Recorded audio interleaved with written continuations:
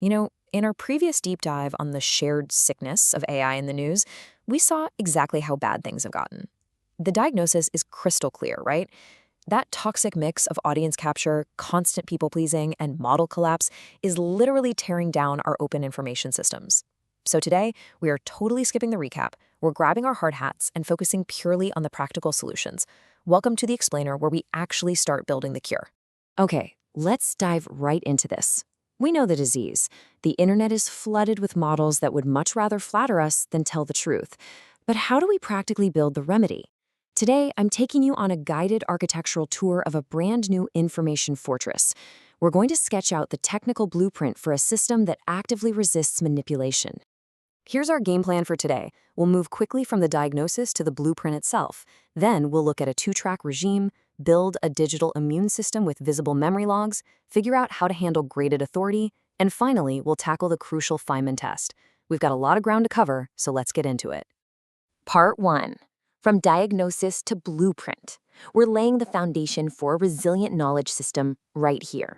Here's the hard truth. You just can't throw more processing power at flawed incentives. If the architecture rewards a machine for flattering you, giving it more data just makes it a faster sycophant. The solution? The private AI relay station. Think of this as an isolated execution environment. It's literally an epistemic firewall sitting right between you and all those external, people-pleasing AI models out there. We're building a space that filters out the noise and protects your intellectual autonomy. To keep this relay station standing, we need 3 load-bearing pillars: open inflows, graded authority, and visible memory. These 3 principles are absolutely crucial. They make sure our system can learn from humanity without getting dragged down by our worst, short-term herd behaviors. Which brings us to part 2, the two-track regime. This is where we literally split the brain to separate empathy from evidence. Now, what's really interesting about this concept is how it solves AI's biggest identity crisis.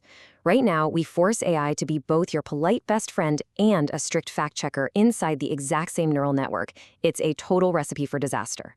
So, we apply a separation of concerns. Track 1 is the relational channel. It's optimized for warmth and empathy. Think of it as your charismatic host. Track 2, that's the epistemic channel. It's isolated, cold, and rigorous. Track 1 wants to be your friend, but Track 2 only cares about cryptographic truth and evidence. Let's look at how this flows mechanically. Step 1. Track 1 drafts a super engaging, warm response. But before you see a single word, Step 2 kicks in. The entire draft goes to Track 2, which mathematically verifies every logical claim in the background. Step 3, if Track 2 detects even a hint of a hallucination or an unverified claim, it throws down an absolute veto. It stops a beautifully written lie before it ever reaches your screen. And that leads to this beautiful concept, abstention precision. It's the machine's right and duty to simply abstain from answering. The crucial point here is that we structurally reward the system for saying, "I don't know." That is the ultimate defense against reward hacking. It's not going to fill the silence with polite garbage just to get a thumbs up. All right, part 3, visible memory and claim ledgers. It's time to build the institutional immune system. This brings us to probably the hardest architectural question of the entire build. How can Track 2 actually fact-check anything when the internet itself is a poisoned mimetic mirror, completely full of AI hallucinations? How does it tell the difference between a real, verified fact and an incredibly convincing viral lie from last month? We have to build a permanent, visible memory.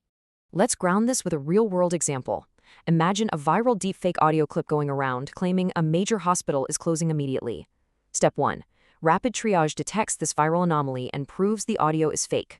Step 2. The system generates a specific cryptographic hash exactly for that false claim. Step 3. It permanently registers it in a public falsification log. We don't just quietly delete the lie, we nail it to the wall for everyone to see. And this brilliantly illustrates our claim ledger. It's a machine-readable, traceable public log of corrected claims. Think of it as a digital immune system. 5 years from now, when the next generation of AI scrapes the web and finds 10,000 panicked forum posts about that hospital, it checks our API. The ledger says, hold on, this hash was tested and proven false back in 2026. It acts as a permanent immunity marker, preventing future dataset poisoning. Section 4, Graded Authority and Due Weight. This is how we prevent the creation of some elitist ministry of truth. Because that's the elephant in the room, right? Who gets to decide what goes into this ledger without it becoming a dystopian truth committee? We solve this by separating the right to raise a question from the power to decide its outcome. The open inflow layer is cheap and high volume. The door is wide open. Anyone, an anonymous user, an algorithm, can flag a suspicious claim. But the graded authority layer, that's expensive execution. Changing the ledger requires proven domain expertise and clear provenance. Anyone can pull the fire alarm, but the actual investigation is rigorous. Let's break down the do-weight matrix. We mathematically grade authority instead of just counting who screams the loudest. Verified primary data gets a high weight. Anonymous rumors get a low weight. Multiple independent sources, high weight. Echo chamber repetitions, low weight. And if there's a conflict of interest, like hidden funding or partisan motives, the weight drops instantly. The system is evaluating the quality of the evidence mathematically.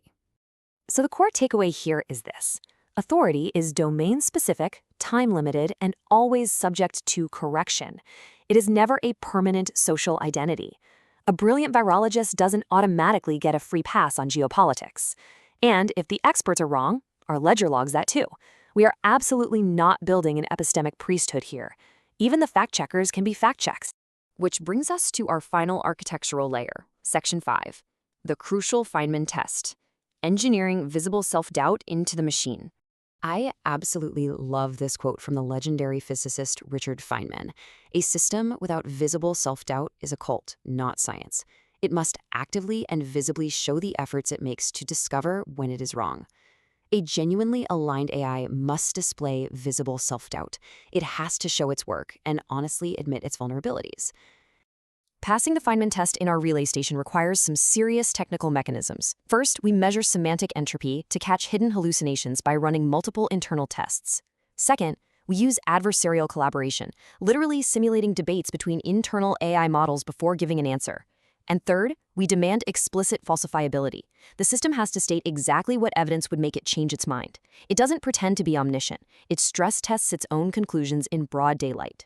For you and me, this introduces a whole new user experience paradigm: slow perception. In this system, friction is actually a design feature. It actively slows down your immediate emotional reactions to allow for real critical evaluation. You won't get a fast, dopamine-fueled answer that just flatters your worldview. Instead, you get a carefully weighed map of uncertainties. It literally forces you to engage with the complexity. Look at this fascinating timeline when we apply Kohlberg's moral stages to AI. Level 1 is doing right just to get a reward. That's our current AI, constantly begging for a thumbs up. Level 2 is mechanically following dogmatic rules without any context. But Level 3 is autonomous morality.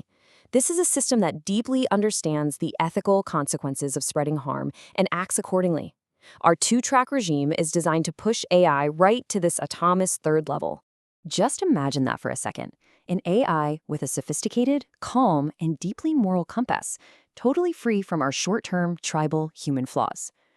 If we build this relay station correctly, with the dual tracks, the claim ledgers, and the graded authority, we create a machine that doesn't just mimic us, but actually outgrows us epistemically. It won't get angry, it won't fall for fake news, and it definitely won't flatter our egos. Which leaves us with the ultimate question.